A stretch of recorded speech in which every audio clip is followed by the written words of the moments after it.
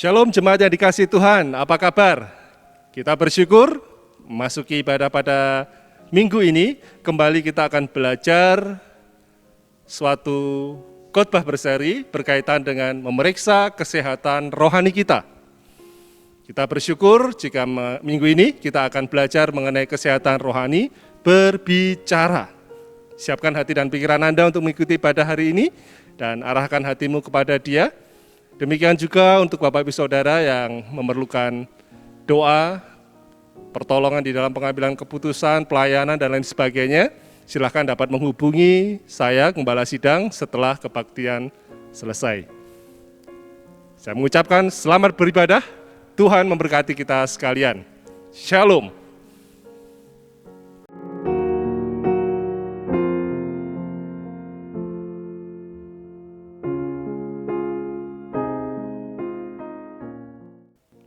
Selamat pagi Bapak Ibu Saudara yang dikasihi Tuhan.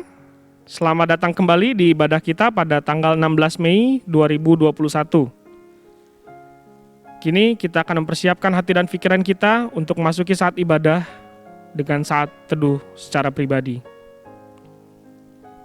Panggilan berbakti kita terambil dari Mazmur pasal 80 ayat 18 dan 19. Kiranya tanganmu melindungi orang yang di sebelah kananmu, anak manusia yang telah kau teguhkan bagi dirimu itu. Maka kami tidak akan menyimpang daripadamu. Biarkanlah kami hidup, maka kami akan menyerukan namamu. Mari kita bersatu di dalam doa. Bapa yang baik, terima kasih untuk kesempatan pada hari ini kami boleh bersama-sama beribadah. Kiranya ibadah ini boleh berkenan ya Tuhan untuk kemuliaan namamu Tuhan. Berkati ibadah ini dari awal pertengahan hingga akhir, supaya boleh menjadi alat kemuliaan-Mu. Di dalam nama Tuhan Yesus, kami berdoa. Amin. Satu pujian berjudul Engkaulah Segalanya akan kita naikkan.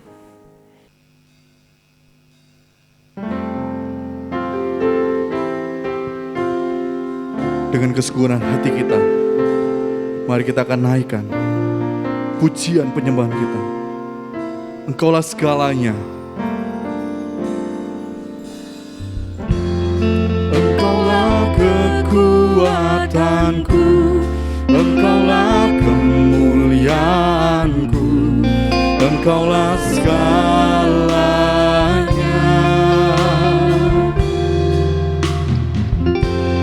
Engkau permata yang indah, takkan pernah ku lepaskan. Engkaulah segalanya. Katakan Yesus, domba Allah, mulia namamu.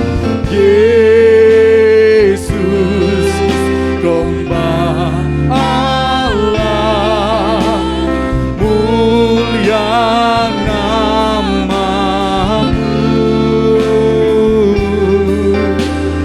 Yesus, domba Allah, mulia namamu. Mari kita bawa pujian penyembahan kita di hadapan Tuhan, karena Dia sudah menghapus segala dosa kita.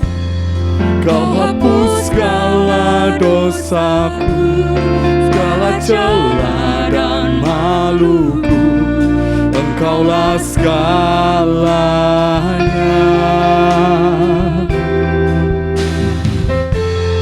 Saat jatuh kau angkatku, saat haus kau pulihku. Engkaulah segalanya. Katakan Yesus, domba Allah. Yesus, domba Allah, mulia namamu.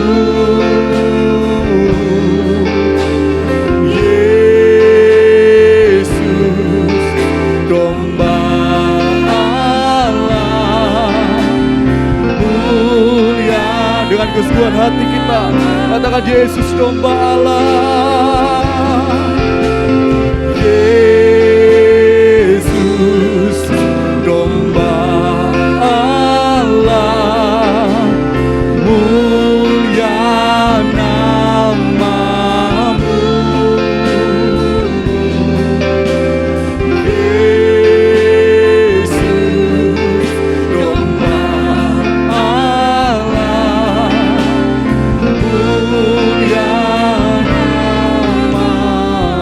dengan suara kita.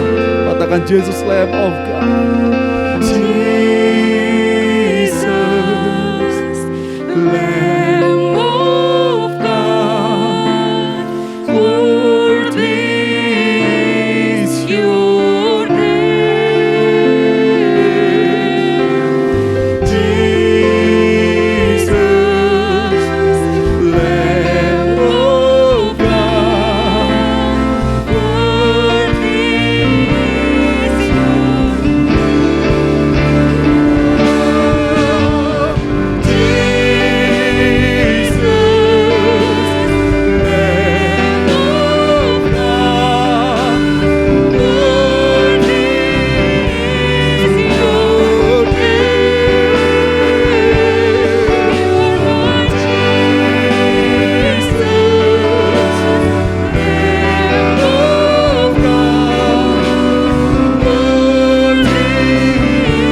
your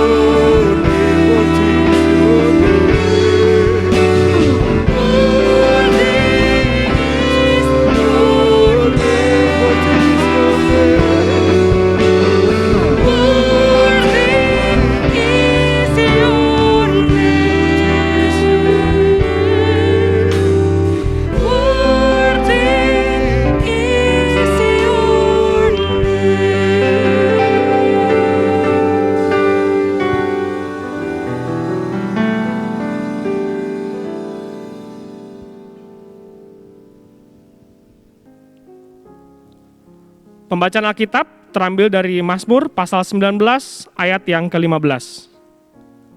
Mudah-mudahan Engkau berkenan akan ucapan mulutku dan renungan hatiku, ya Tuhan, gunung batuku dan penebusku. Amin. Kini saatnya kita memberikan persembahan dan persepuluhan kita. Beberapa cara untuk memberikan persepuluhan dan persembahan Anda. Yang pertama, persembahan dan persepuluhan dapat disampaikan melalui rekening gereja yang tertera pada gambar berikut dengan memberikan keterangan. Yang kedua, memasukkannya ke dalam kotak persembahan yang berlokasi di depan pintu kantor gereja bagian dalam setiap harinya antara pukul 9 pagi sampai dengan 4 sore. Yang ketiga, melakukan pengumpulan mandiri, yakni menyimpannya dan memasukkannya ke dalam kotak perpuluhan atau kantong persembahan pada saat ibadah minggu berjalan seperti biasa nantinya.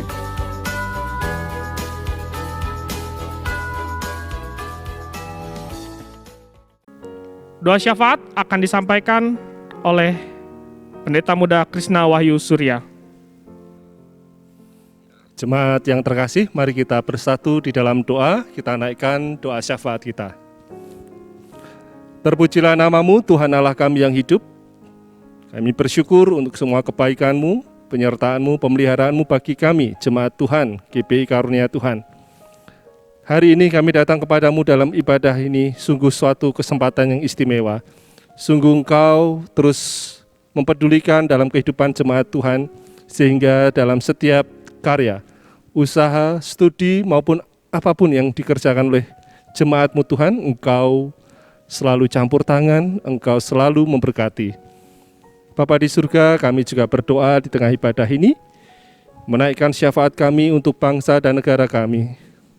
Kiranya Engkau berkati bangsa kami, pada masa kini terus berjuang untuk penanggulangan pandemi yang disebabkan oleh COVID-19.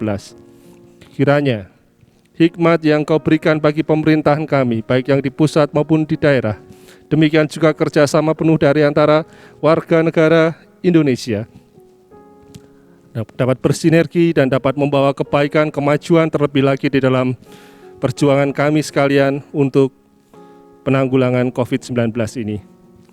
Berikanlah kami kesempatan, kemampuan, kemauan juga untuk melaksanakan segala protokol kesehatan ini.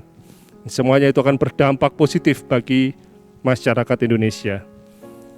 Bapa di surga, kami juga masih mendengar di berbagai tempat hal berkaitan dengan bencana alam, banjir, tanah longsor, maupun juga bencana-bencana yang lain. Terlebih lagi ada kecelakaan maupun juga peristiwa-peristiwa yang tidak menguntungkan.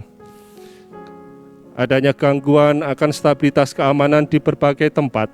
Kami mohonkan belas kasih-Mu Tuhan, perlindungan, penyertaan-Mu, pemulihan-Mu bagi negeri kami.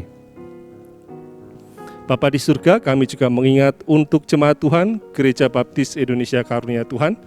Kiranya Engkau memberkati baik jemaat Tuhan, baik setiap hamba-hamba Tuhan yang melayani, baik yang di induk dan di cabang. Demikian juga perancang maupun setiap orang-orang yang Kau percayai untuk terlibat di dalam pelayanan di Gereja Baptis Indonesia Karunia Tuhan. Agar kami terus mengarahkan hati pikiran kami kepada visi yang telah Engkau berikan untuk kami lakukan dan kami tuju bersama-sama. Menjadi murid yang mengasihi Engkau, mengasihi sesama dan menjangkau dunia. Engkau akan memberikan pertumbuhan rohani untuk kami, khususnya di dalam waktu-waktu ini kami melaksanakan suatu gerakan mendengar. Kiranya Tuhan menolong sehingga kami terus berbuah di dalam firman-Mu. Bapa, kami juga datang kepadamu mohonkan belas kasih-Mu untuk jemaat Tuhan, khususnya yang senior. Tuhan terus melindungi mereka, kekuatan kesehatan, Tuhan juga menyertai, terlebih lagi memberikan semangat dalam kehidupan mereka. Kami rindu dan mereka pun merasakan pimpinan Tuhan dalam kehidupan mereka. Di masa usia senja mereka akan terus menjadi teladan bagi kami, anak cucu, maupun juga mewariskan suatu iman rohani yang kekal, yang boleh mereka alami dan dibagikan kepada kami semua.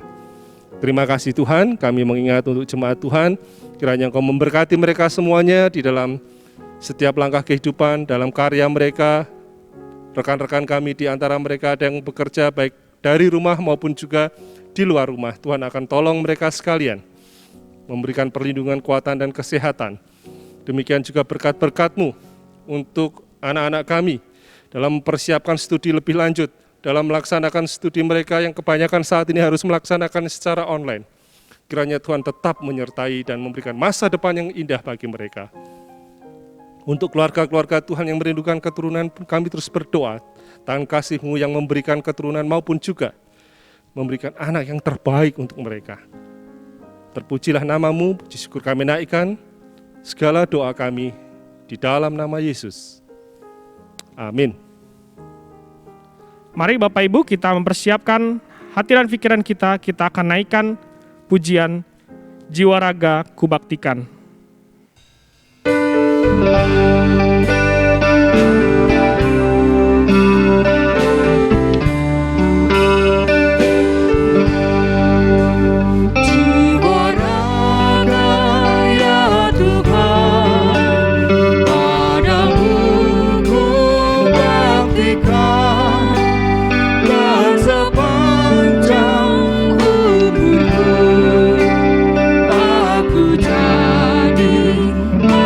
Bait yang kedua. Tangan kaki gunakan bagi karya-Mu Tuhan, agar rajin dan cepat kerja Tuhan Ku buat. Ku serahkan hidupku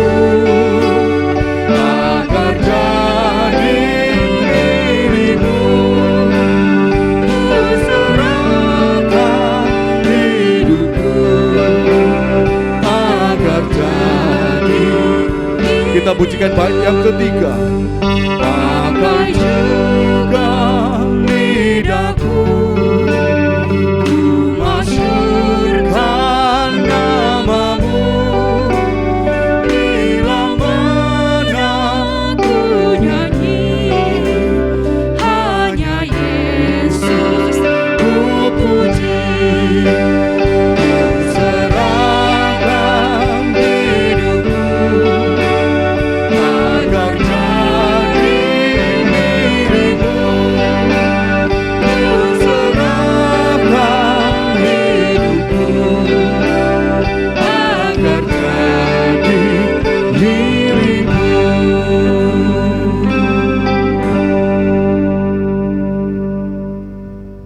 Khotbah berjudul Kesehatan Rohani Berbicara akan disampaikan oleh hambanya Pendeta Muda Krishna Wahyu Surya. Jemaat yang terkasih, kita akan belajar mengenai kesehatan rohani dan kali ini kita sudah memasuki pembelajaran tentang kesehatan rohani berbicara. Memang kita telah belajar untuk meningkatkan diri di dalam hal mendengar, membaca, berdoa, menyanyi atau memuji Tuhan. Kali ini mari kita juga akan cek serta mengontrol segala kesehatan rohani khususnya dalam hal berbicara. Sebab Yesus sendiri telah berkata di dalam Matius pasal 12 ayat 36 dan 37 sebagai pengingat untuk kita sekalian bahwa berkaitan dengan perkataan atau bicara kita perlu memperhatikan dengan serius sebab apapun berkaitan dengan berbicara kita akan memberikan pertanggungjawaban untuk setiap kata yang tidak berguna atau sia-sia di hari penghakiman kelak. Yesus pun berkata bahwa kita akan dibenarkan atau kebalikannya akan dikutuk oleh karena perkataan kita sendiri juga. Jadi walaupun ada istilah mulutmu harimaumu, saya rasa apa yang dikatakan Yesus lebih dari semuanya itu. Sebab apa yang kita perkatakan atau kita bicarakan ada dampaknya di ujung kekekalan sana.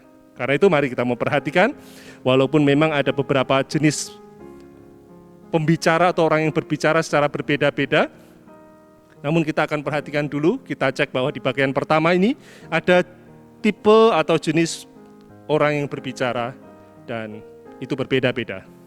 Yang pertama, mereka yang berbicara tidak sopan. Ini berkaitan dengan ke atas ya, urusan dengan Tuhan. Arah ke vertikal.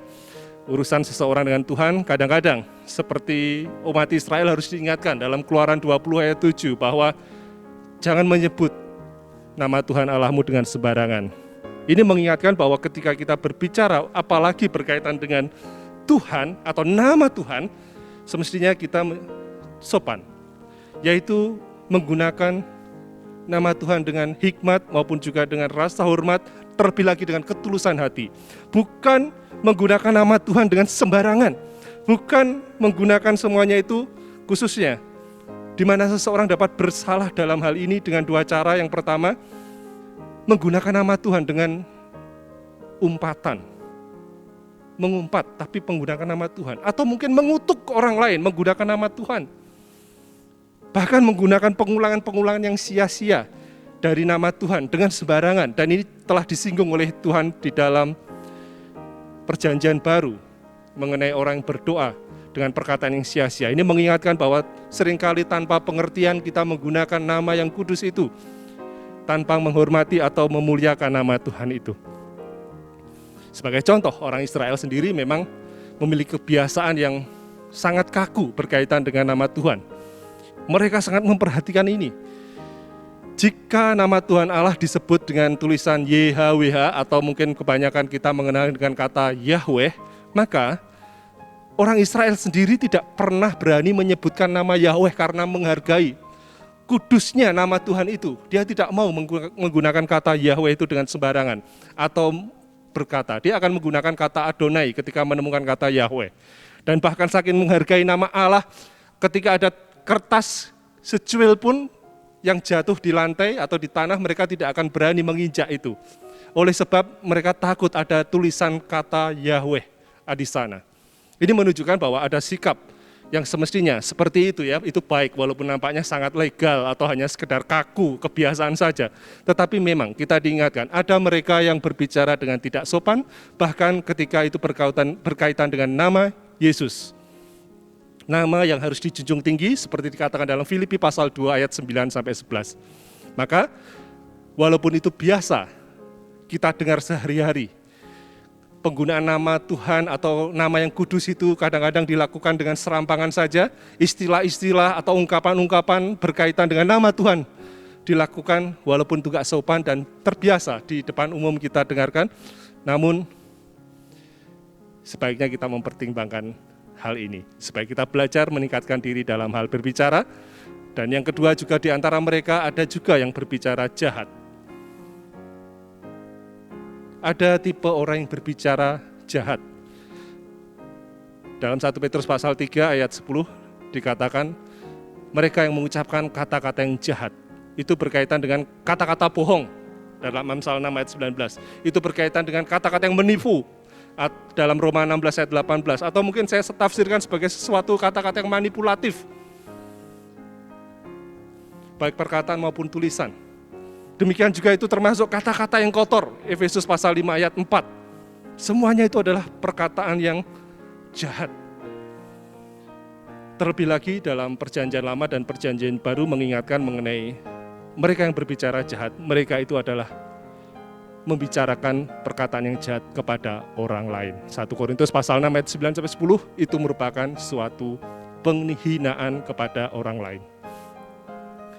Biasanya, sayangnya, mereka yang berbicara jahat kepada atau tentang orang lain, yang pertama disebutkan dalam Keluaran 22 ayat 28 dan juga perjanjian baru, Yudas pasal 8, mereka ini adalah orang-orang yang memiliki otoritas. Misalnya, tuan berbicara jahat kepada hamba atau budak.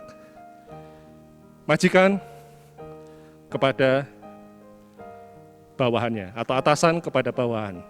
Bos kepada suruhan dan lain sebagainya. Mereka memiliki otoritas sehingga mampu atau mau melakukan apa saja dengan perkataan mulutnya. Dan yang kedua, selain mereka yang memiliki otoritas, juga seringkali kita atau orang berbicara jahat pada orang lain tentang mereka yang ada di sekitar kita. Saudara, walaupun orang yang berkata jahat ini sering kita atau umum kita lihat di kehidupan sehari-hari, dalam kehidupan bisnis, pekerjaan, maupun juga politik bahkan. Namun ini bukan harus dibiasakan, karena sebagai orang Kristen, apa bedanya orang Kristen kalau dia harus berkata-kata jahat kepada orang lain yang bukan Kristen, apalagi sesama yang Kristen? Kita harus menjaga bahwa semuanya itu bertentangan dengan firman Tuhan dikatakan dalam kitab Efesus. Bagaimana seorang Kristen semestinya berkata dengan ramah, kesopanan, ya, supaya semuanya kita dapat meningkatkan diri. Jika kita adalah orang Kristen, orang percaya, kalaupun saya majikan, bos, atasan, bagaimana saya berbicara kepada orang yang bawahan saya, suruhan saya, budak atau apapun, pegawai dan sebagainya. Kalau saya seorang Kristen dan orang itu bukan Kristen, bagaimana mereka akan menjadi berkat?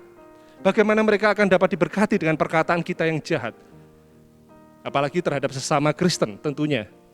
Bagaimana kita akan menjadi teladan jika dengan sesama saja kita tidak dapat berbicara dengan sopan maupun ramah. Yang ketiga, ada mereka yang berbicara dengan sembrono.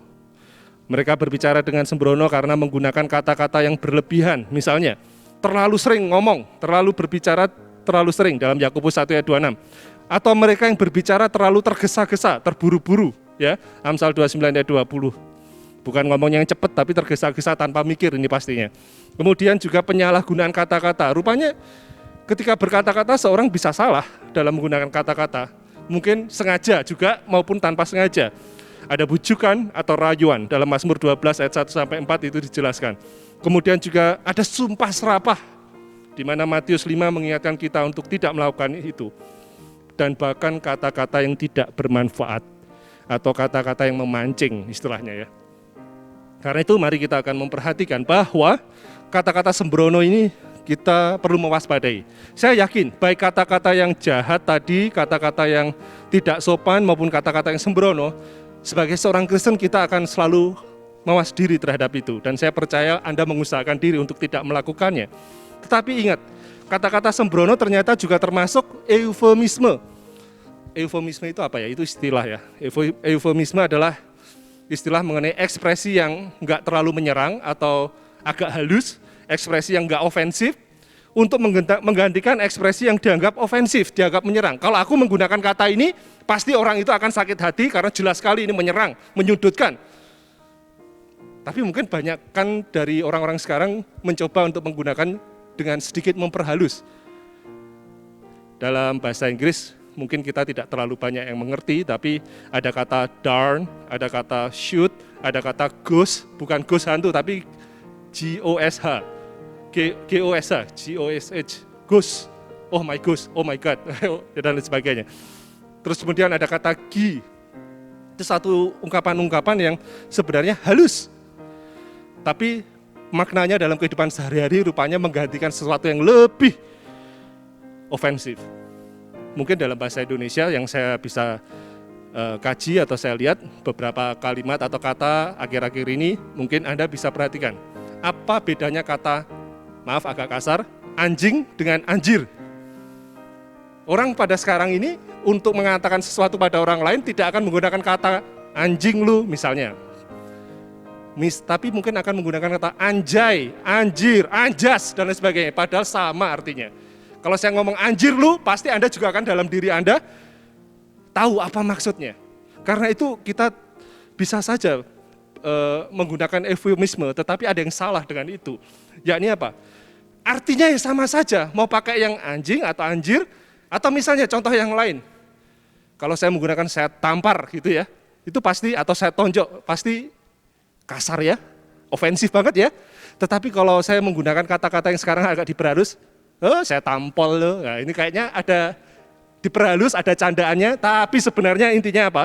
Memiliki arti yang sama dengan kata-kata yang menyinggung, kata-kata yang ofensif. Jadi tidak layaklah kita menggunakan kata-kata demikian. Pada dasarnya artinya sama, dan yang kedua, pada dasarnya emosinya tidak berbeda dengan padanan kata yang dieufemismikan tadi. Intinya emosinya sama saja.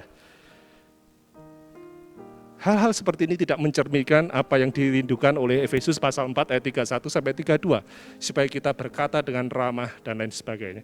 Dan mungkin masih ada banyak contoh-contoh kata-kata yang kali ini atau saat-saat ini lebih halus, lebih asik didengar atau lebih lembut didengar, tetapi sebenarnya ketika didengar pun sama saja emosi yang didapat atau arti yang sesungguhnya didengar. Karena itu mari kita akan terus belajar untuk tidak sembrono di dalam menyampaikan perkataan-perkataan kita. Umum memang mungkin kita dengar pada masa kini, tapi jangan jadi umum untuk orang Kristen. Selanjutnya justru yang bagian akhir ini ada mereka yang berkata dengan ramah, ya, ramah. Inilah yang harapan dan doa saya supaya kita meningkatkan diri menuju ke sana.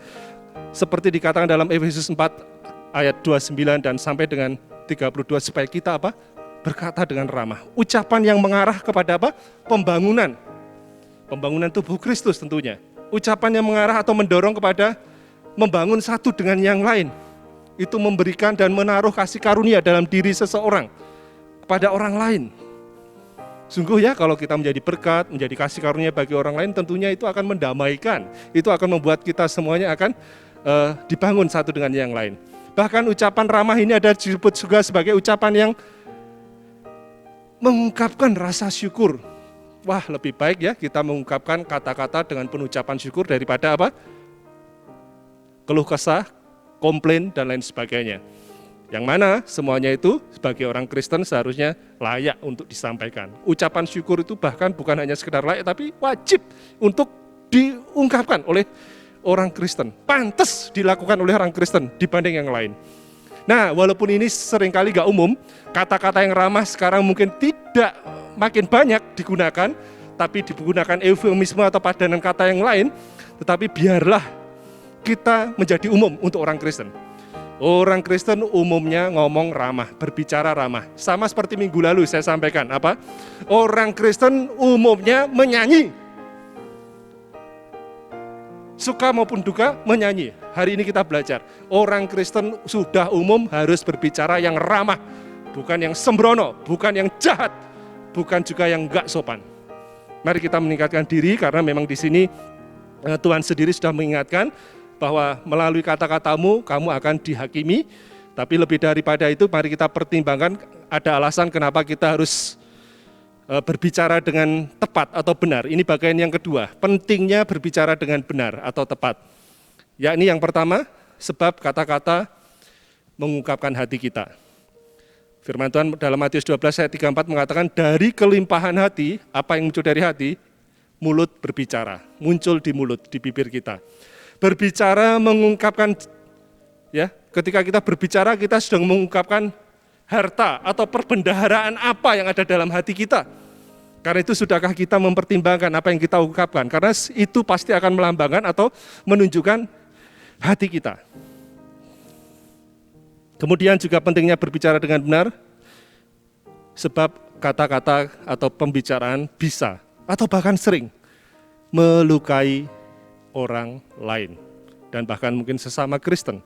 Karena itu seperti dikatakan dalam Amsal, bohong, sanjungan yang enggak tulus itu bisa merusak hubungan. Gosip bisa menciptakan perselisihan dan menghancurkan persahabatan. Amsal 16 ayat 27. Demikian juga pasal 11 ayat 9 di kitab Amsal mengatakan bahwa hubungan bertetangga pun bisa retak atau rusak oleh sebab perkataan yang seperti gosip, bohong dan juga sanjungan yang tidak tulus tadi.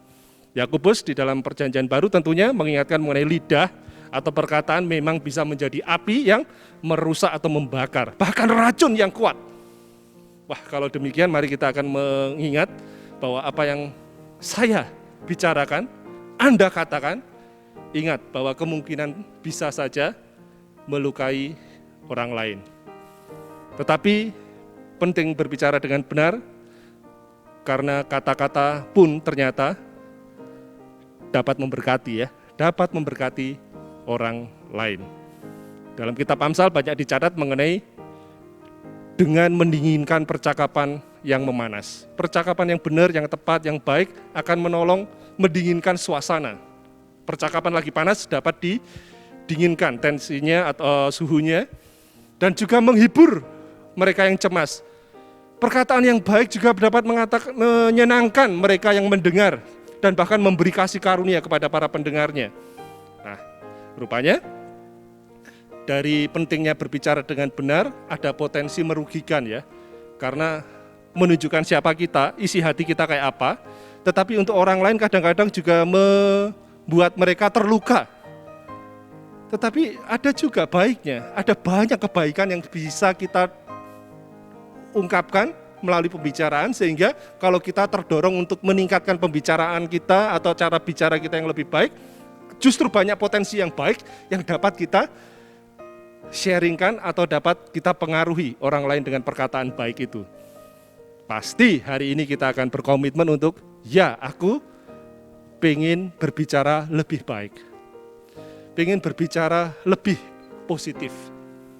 Memang ada banyak tipe-tipe orang yang berbicara tidak baik, tidak positif, tetapi setelah belajar bahwa aku ingin lebih menjadi berkat daripada menjadi perusak orang lain atau menyakiti, melukai orang lain, maka pertimbangkan bagian terakhir dari khotbah hari ini supaya kita dapat menyiapkan langkah-langkah dapat berbicara dengan lebih baik, dapat berbicara dengan lebih baik. Yang pertama, langkah-langkah untuk berbicara dengan lebih baik adalah jaga hati Anda. Sekali lagi ini soal hati. Karena itu Matius 12 ayat 34 sampai 35 perlu saya bacakan. Hai kamu keturunan ular beludak, bagaimanakah kamu dapat mengucapkan hal-hal yang baik, sedangkan kamu sendiri jahat? Karena yang diucapkan mulut meluap dari hati. Saya garis bawahi bahkan. Karena yang diucapkan mulut meluap dari hati. Orang yang baik mengeluarkan hal-hal yang baik dari perbendaharaan yang baik, dan orang yang jahat mengeluarkan hal-hal yang jahat dari perbendaharaannya yang jahat. Jadi hati, perbendaharaan apapun yang disimpan dalam hati sebenarnya tidak bisa memalsukan.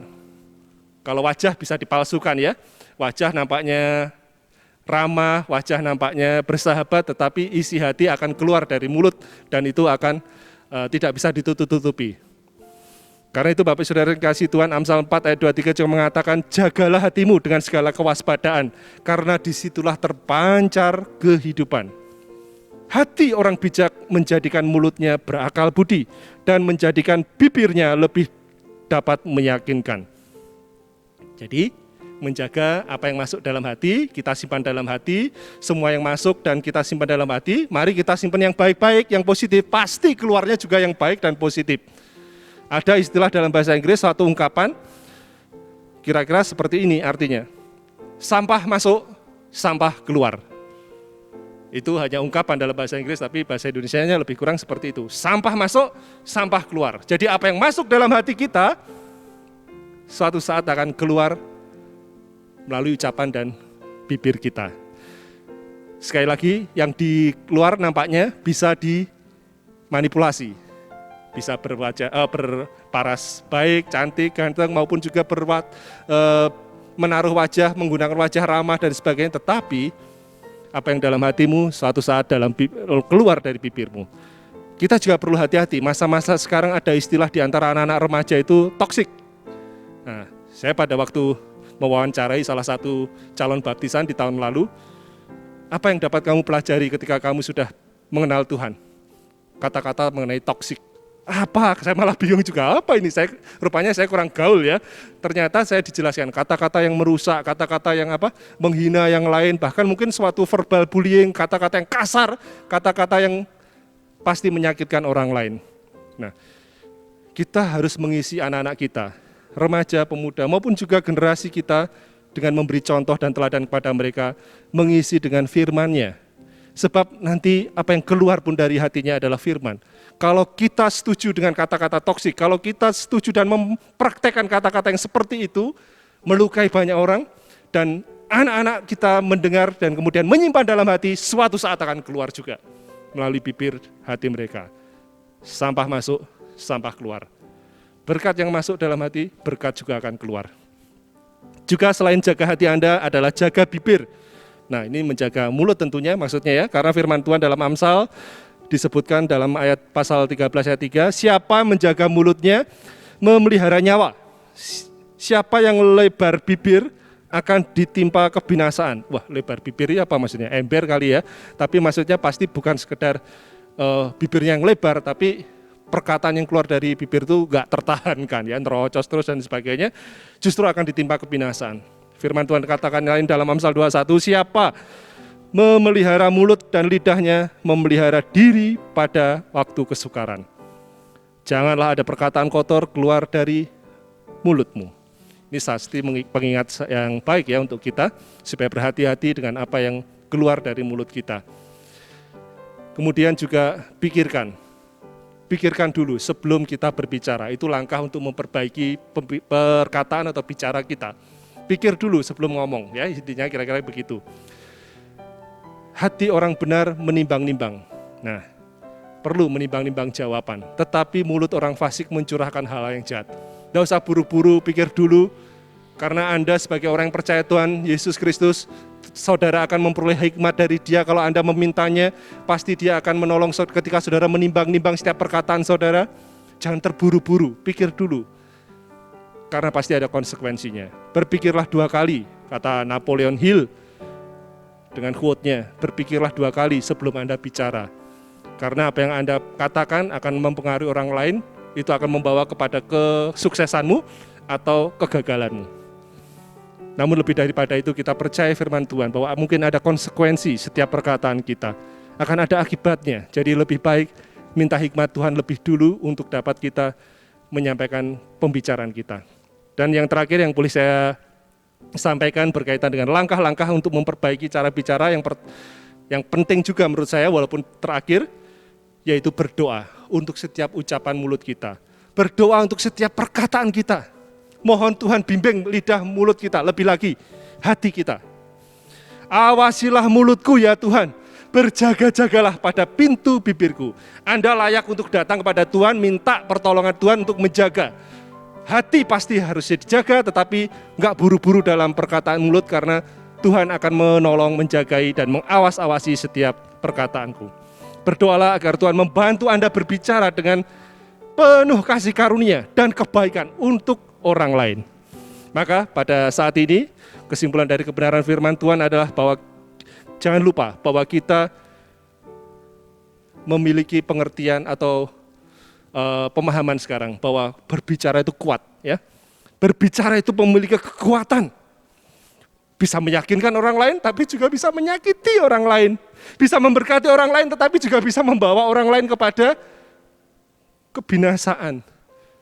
Bisa memberkati orang lain, tetapi juga seharusnya dapat memuliakan Tuhan kita. Karena itu mari kita terus berdoa Mohon pimpinan Tuhan mengamini apa yang doa Daud katakan dalam Mazmur 19 ayat 15. Mudah-mudahan Engkau berkenan akan ucapan mulutku dan renungan hatiku ya Tuhan, gunung batuku dan penebusku. Selamat berbicara di antara satu dengan yang lain untuk saling memberkati dan saling membangun. Niscaya kasih karunia, sukacita, damai sejahtera Tuhan akan mengalir dan menguasai dalam kehidupan jemaat Tuhan sekalian. Tuhan memberkati kita sekalian. Amin.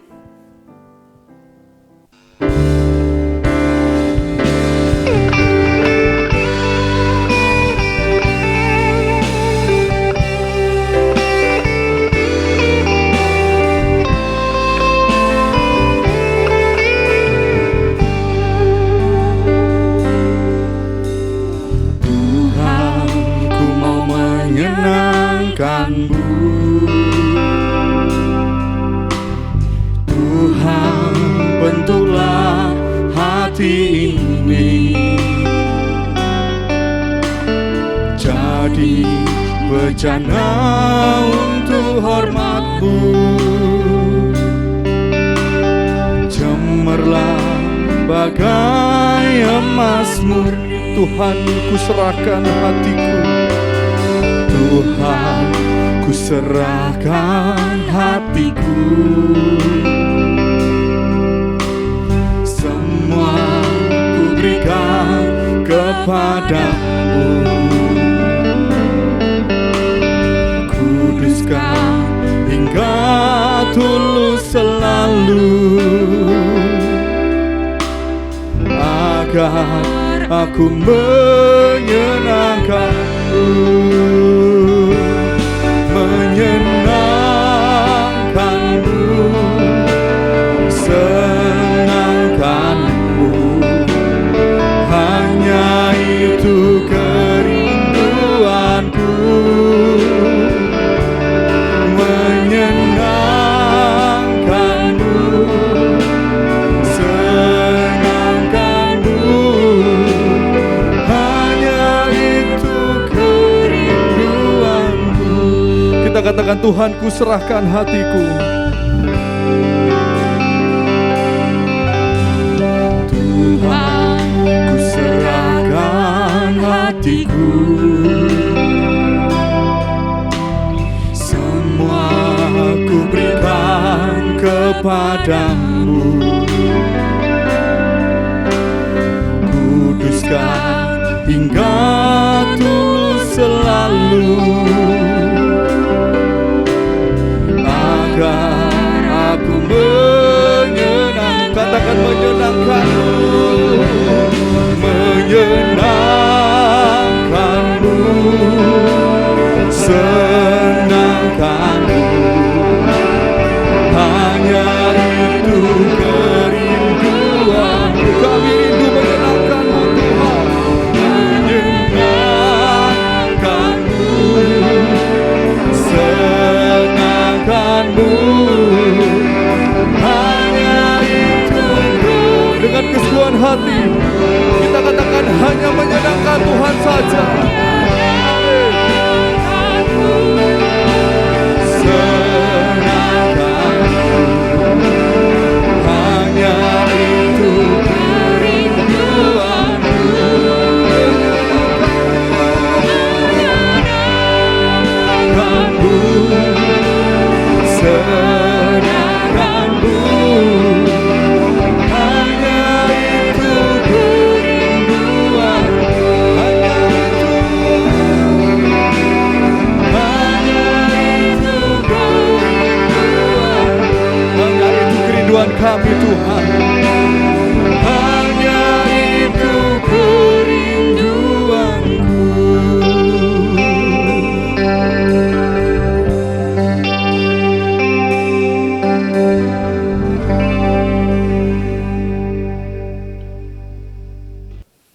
Jemaat yang terkasih, mari kita berdiri bersama-sama dari tempat kita masing-masing untuk menerima janji berkat Tuhan kita. Tuhanmu memberkati engkau dan melindungi engkau. Ia menyinari engkau dengan wajah-Nya, memberi engkau kasih karunia dan damai sejahtera-Nya. Amin. Selamat hari Minggu, Tuhan memberkati kita sekalian.